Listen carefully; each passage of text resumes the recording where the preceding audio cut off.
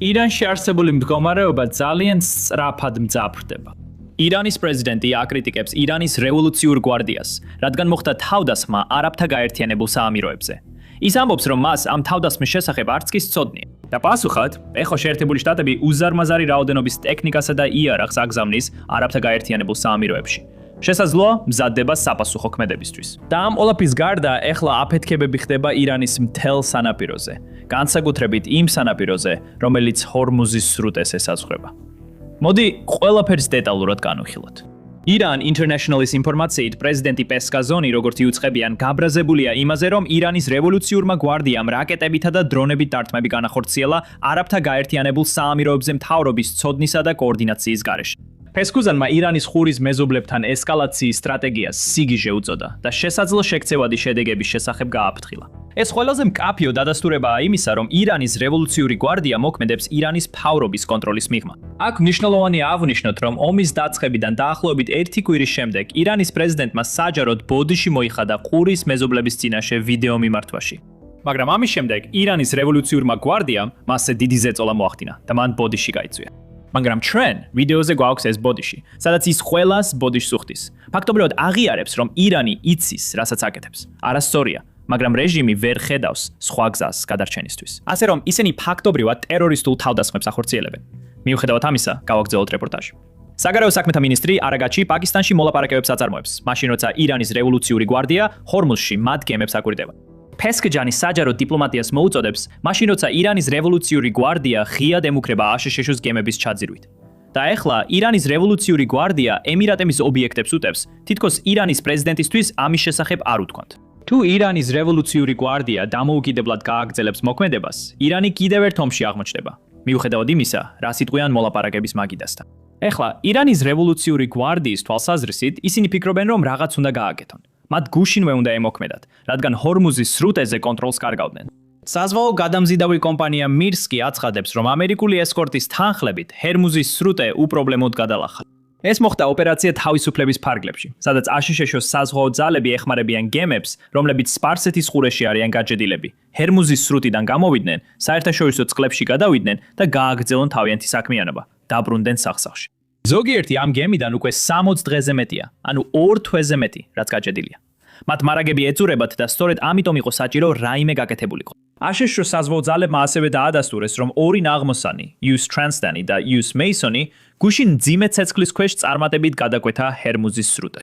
გამანადგურებლები, რომლებსაც მხარდაჭერას უწევდნენ გამანადგურებელი თვითმფრინავები და AF-64-ები, დაესხმენ ირანული მცირე ნავების, რაკეტებისა და დრონების უწყვეტი იერიშით. და გამოიცანით, რა მოხდა. აშშ-ის საზღვაო ძალებმა იმ ირანულ ნავებსაც მიხერეს. მოდით გაჩვენებთ, რას გულისხმობ.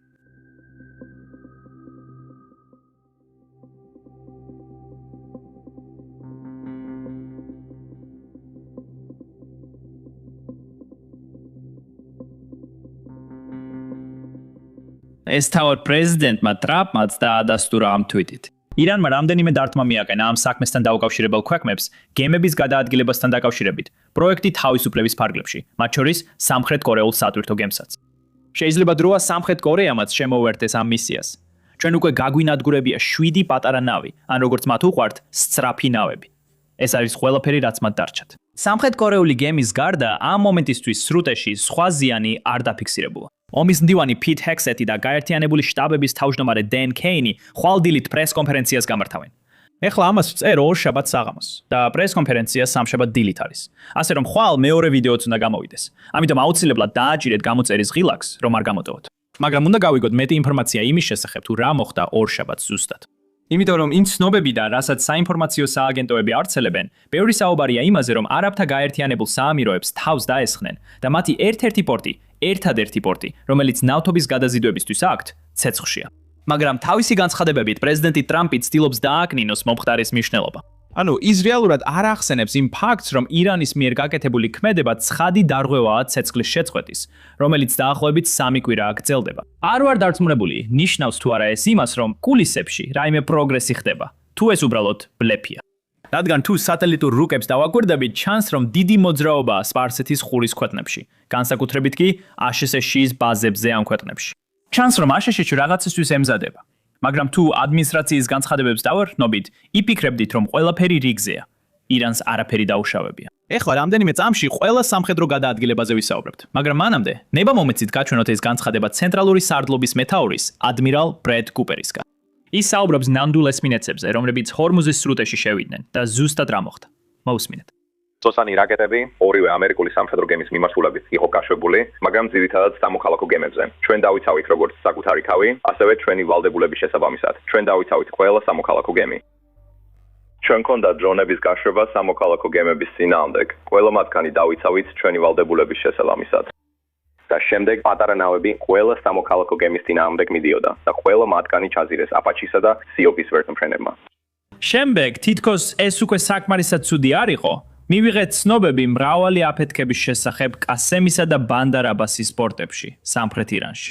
ამიტომ ეს ინფორმაცია მოდის ერთ-ერთი მთავარი ჟურნალისტისგან, ირანელი ჟურნალისტის ტელეგრამის არხიდან, სადაც ბევრი ირანელი უგზავნის მას ახალ ამბებს, თუ რა ხდება ქვეყნის შიგნით. მას ჯერ კიდევ აქვს კავშირი ზოგიერთ ადამიანთან. როგორც იცით, ირანელების 99%-ს ინტერნეტი არ აქვს. მაგრამ შეხედეთ ამ შეტყობინებას, რომელიც მან მიიღო დაახლოებით დილის 4 საათზე ირანის დროით, წუხე. 4:16-ზე აფეთქების ხმა გაისმა ჰორზონში. შემდეგ 2 აფეთქება მოხდა ყასემში. შემდეგ ბანდარ აბასში. შემდეგ ისევ ბანდარ აბასში. შემდეგ რამდენიმე სხვადასხვა აფეთქება მოხდა ერთმანეთისგან 3 წუთში. აშკარად რაღაც ხდებოდა. და ეს ხდებოდა კუნძულებზე და პორტებში, რომლებიც ირანს აქვს ჰორმუზის სრუტეში. ჰორმუზის სრუტიდან არმუზის სრუტესთან ახლოს და, რა თქმა უნდა, ომანის ყურესთან ახლოს. შემდეგ, ამის წინ, ჩვენ გქონდა უზარმაზარი რაოდენობის ამერიკული საწვავით დამტენი თვითმფრინავები, ანუ საჰაერო ტანკერები, რომლებიც დაფრინავდნენ აშშ-ს ბაზებიდან ახლო აღმოსავლეთში და მიდიოდნენ არაბთა გაერთიანებულ საემიროებში, ქვეყანაში, რომელსაც ირანმა გუშინ შეუტია. და მართლა ვგულისხმობ, რომ ეს ნამდვილად უპრეცედენტო იყო. დაახლოებით 40 ტანკერი აფრინდა ისრაელიდან ორშაბათს და კიდევ 6 აფრინდა, როცა სამშაბათში გადავედით, დაახლოებით 30 წუთის წინ. და 6 მათგანი სამშაბათისთვის მხოლოდ 30 წუთში აფრინდა. ეს ერთ-ერთი იმ შემთხვევათაგანია, რომელიც ალბათ ბერს არაფერს ნიშნავს, თუ უბრალოდ ამას შევხედავთ, თუ ეს ცალკეული შემთხვევა იქნებოდა. მაგრამ თუ ამას დაამატებთ ირანის მიერ გუშინ დილით არაბთა გაერთიანებულ საემიროებზე თავდასხმას და ამასაც თუ დაუმატებთ ის ანგარიშები, რომლებიც ისრაელის მედიიდან გამოდის, ჩანს რომ ესკალაცია ახლოვდება. და შეიძლება ეს არც იყოს ესკალაცია, რადგან სწორედ ირანმა დაიწყო ეს ომი. ისინი არიან, ვინც თავს ესხმის არაბთა გაერთიანებულ საემიროებს და აუცილებლად უნდა იყოს პასუხი. აი რას ამბობს ისრაელის მედია. აშშ და ისრაელი განიხილავენ ირანის სარაკეტო გამშვები დანადგარებისა და ენერგეტიკული ობიექტის დაბომბვას, როგორც პასუხს ირანის თავდასხმაზე არაბთა გაერთიანებულ საემიროებზე. ამასთან ერთად, არაბთა გაერთიანებულმა საემიროებმა 5-დან 8 მაისის ჩათვლით ონლაინ გაკვეთილები და სხვა პროგრამები შემოიღეს სკოლებისთვის. შეიძლება ისინი ელოდებიან ირანის მხრიდან დამატებით თავდასხმებს ან კიდევ სხვა რამეს. ეხლა გუშინ პრეზიდენტმა ტრამპმა რამდენიმე ინტერვიუ მისცა. მან ნამდვილად აირიდა საუბარი არაბთა გაერთიანებულ საემიროებზე თავდასხმაზე, ასე რომ საერთოდ არ უხსენებია ისინი, მაგრამ ირანზე ისაუბრა. მოდი დავხედოთ ამდენიმე ჩანაწერს თუ რას თქვა მან. მოусმინეთ. მაგრამ იცით, მათ წინ დიდი პრობლემა ელით, რადგან ეს ძალიან ფეთქებად საშიში სიტუაციაა სხვადასხვა მხრივ. იცით, მათი ნავთობი, როცა ნავთობს ხვეთ, მიწის ქვეშ და მექანიკურადაც, მაგრამ მიწის ქვეშ თითქმის 100%-ში აქვს ტენდენცია, რომ პირდაპირ აფეთქდეს და ყველაფერი გაანადგუროს მის გარშემო. და ვეღარაზროს მიიღებ იმ ნავთობს ისევ. სხვა სიტყვებით რო ვთქვათ, შეგიძლია დააბრუნო 30-დან 40%-მდე, მაგრამ ის ვეღარაზროს იქნება ისეთი, როგორიც ახლა. ეს უზარმაზარ ზიანს ახენებს ქვეყნის ნავთობის სისტემას, თუ ეს მოხდება. ბოლო ჯერზე როცა ეთერში იყავი. მათ ამოეწურათ საცავის ადგილები. აჰა, ხო. ამბობენ, რომ 2 კვირაში, იცი, როცა დროს ახსენებენ, 2 კვირაში მათ ნავთობის ბუნებრივი აფეთქება ექნებათ, რაც აღდგენას პრაქტიკულად შეუძლებელს გახდის. შემდეგ ის ასევე საუბრობს წითელ ხაზებზე. იმ წითელ ხაზებზე, რომელსაც აშშ აწესებს მოლაპარაკებებში.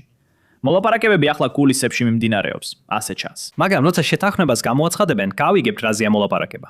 იმედია ეს მალე მოხდება. აი, პრეზიდენტი ტრამპი საუბრობს წითელ ხაზებზე. მოусმინეთ. უნდა დავიბრუნოთ მაღალგამდიდრებული ურანი. ეს არის შეთანხმების წითელი ხაზი. დიახ, უნდა დავიბრუნოთ. უნდა შეზღუდონ მათი სარაკეტო პროგრამა. სხვათა შორის, ღირებულების თვალსაზრისით, ეს ძალიან ძვირფასი არ არის, ალბათ ვერ გამოიყენებენ. შეიძლება ვერც მიიღონ. იმიტომ რომ იცით, მიუხედავად იმისა, რომ უყვართ თქმა, იქნება ამ დიდმა პილოტებმა თავიანთი საქმე ვერ გააკეთეს. ღამის სიჩუმეში, ღამის პირველ საათზე, როცა მთვარე არ იყო, თითოეული ბომბი ზუსტად იმ სავენტილაციო შახტებში ჩავარდა. ეს უბრალოდ დაუჯერებელია. სრულიად. იცით, მე გამოვიყენე სიტყვა განადგურებული და ატომური ენერგიის კომისიაც დამეთახმა. ასე რომ ხალხმა არც კი იცის შეიძლება თუ არა მისი მოპოვება და სხვათა შორის რომ შეძლებოდათ აუცილებლად მოიპოვებდნენ. ეს იყო ერთ-ერთი უდიდესი სამხედრო მანევრი ისტორიაში. ვეთანხმები, ის უბრალოდ ანათებს. მინდა დავიბრუნო, რომ მათ არ კონდეთ ცდუნება, ეს თქვენი წითელი ხაზების ნაწილია, მათ ეს უნდა დაგვიბრუნონ. არა, ჩვენ გვინდა დავიბრუნოთ. ჩვენ გვინდა დავიბრუნოთ. როგორ ფიქრობთ, ეს წითელი ხაზია, რომ მათ უნდა შეზღუდონ სარაკეტო პროგრამა და ჩატარდეს მკაცრი ინსპექციები? იმიტომ რომ მე ამას არ ვენდობი. ცოტა მეზობლებსაც უნდა შეხედო, იცი, მათ ნაკლები არ შეიძლება კონდეთ. ისინი ამბობენ, კარგი, აბა სხვებზე რა სიტყვით.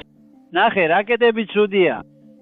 დიახ და მაგს რა უნდა შეზღუდონეს, მაგრამ აქ თავარი ისაა, რომ მათ არ უნდა კონდეთ ბირთვული იარაღი. ეხლა კიდევ რაღაც მოხდა, რაც საკმაოდ საინტერესო იყო. ჩვენ ხვდა სენატორი ლინსი გრემი, რომელიც ამ ომის დიდი მხარდამჭერია. და მან საჯაროდ განაცხადა, რომ შესაძლოა შეერთებულმა შტატებმა დაიწყოს ირანის რეჟიმის წინააღმდეგ მყოფი ხალხის შეიარაღება. ამაზე ვსაუბრობთ ომის დასაწყისში, რადგან ჰქონდა გარკვეული ცნობები, რომ შეერთებული შტატები აპირებდა იარაღის გადაცემას ქურთებისთვის, რომლებიც შემდეგ მას ირანში მყოფ დემონსტრანტებს გადასცემდნენ. ეხლა ეს ნარატივი ისევ ბრუნდება, ასე რომ მოусმინეთ. ჩვენ არ გვჭირდება ამერიკელი ჯარისკაცები ადგილზე, ირანში უკვე მილიონობით ადამიანია, უბრალოდ მათ იარაღი არ აქვთ. მათ იარაღი მიეცით, რომ შეძლონ აჯანყება, როგორც ჩვენ გავაკეთეთ ამ რეჟიმის დასამხობად. ვფიქრობ, მეორე შესწორების მსგავსი გადაწყვეტა დიდად შეუწყობდა ხელს ამ ომის დასრულებას. პრეზიდენტ დონალდ ტრამპს ამაზე კითხეს ინტერვიუს დროს. რა თქვა მან? მოусმინეთ. ის ბრუნდება. მისი უმეტესობა ბრუნდება შეერთებულ შტატებში. ირანის ხალხი ასე რომ თუ მათ იარაღი ეკნებოდათ, რაც არ აქვთ. თუ მათ იარაღი ეკნებოდათ, იარაღი გაიგზავნა და სხვებმაც აიღეს ეს იარაღი. თუ მათ იარაღი ეკნებოდათ, ისინი წინააღმდეგობას გაუწევდნენ. სინი გაუწევდნენ, ამაში დარწმუნებული ვარ. მაგრამ იცით, უიარაღო მოსახლეობას არ შეუძლია დაუპირისპირდეს ადამიანებს, რომლებსაც აქვთ AK-47 და იდგეს იქ, თუნდაც 250,000 ადამიანი ყავდეს. ასე რომ იცით, თქვენ დაიწყეთ კითხვით, მინდოდა თუ არა მათი ნახვა. და ამაზე ძალიან გაურებული ვარ, რადგან მათ პირველ ორ კვირაში 42,000 ადამიანი დაკარგეს. მართლა არ მინდა ეს ნახო. მათ იარაღი სჭირდებათ და მგონია რომ უკვე იღებენ იარაღს. როგორც კი იარაღი ეკნებათ, ისინი ისეთივე კარგად იბრძოლებენ, როგორც ნებისმიერი სხვა. მაგრამ როცა ყავს შეიარაღებული ხალხი და იცი რომ მეორე მხარესაც ძალიან კარგი იარაღი აქვთ. ეხლა ისინი დასუსტებულები არიან. ბევრ ადამიანს, ვინც იბრძვის, აღარ უნდა ბრძოლა. როგორც მესმის, ისინი აღარ იღებენ ხელფას, რადგან ჩვენ ისინი გავანადგურეთ, როგორც სამხედროებში. ზუსტად იგივე გავაკეთეთ. ეხლა რო გავიგოთ, რატო იქცევა ირანი ასე როგორც ეხლა იქცევა, უნდა დავბრუნდეთ უკან და ვნახოთ როგორ მივიდა ირანი იქამდე, სადაც დღეს არის. ეს მხოლოდ იმას არ ნიშნავს, რომ 1979 წლამდე დავბრუნდეთ, როცა ისლამური რევოლუცია მოხდა. სინამდვილეში კიდევ უფრო უკან უნდა დავბრუნდეთ, მე-19 საუკუნეში, როცა ყაჯართა დინასტია მართავდა ირანს. და დავაკვირდეთ, როგორ მოქმედებს იმდროინდელი მმართველი კლასის გადაწყვეტილებები ირანზე დღემდე. აბა, რა გონიათ? ზუსტად ამას ვაკეთებთ ჩვენს მრავალნაწილიან პოდკასტში, რომელიც დღეს გამოვიდა. თუ თქვენ ირანის ისტორიით და იმით ხართ დაინტერესებული, თუ როგორ მივედით დღევანდელ მდგომარეობამდე, აუცილებლად მოусმინეთ. შეგიძლიათ უყუროთ მას აღწერაში მოცემულ ბმულებზე დაჭერით, ან უბრალოდ ეკრანზე გამოსახულ ვიდეოზე დაჭერით.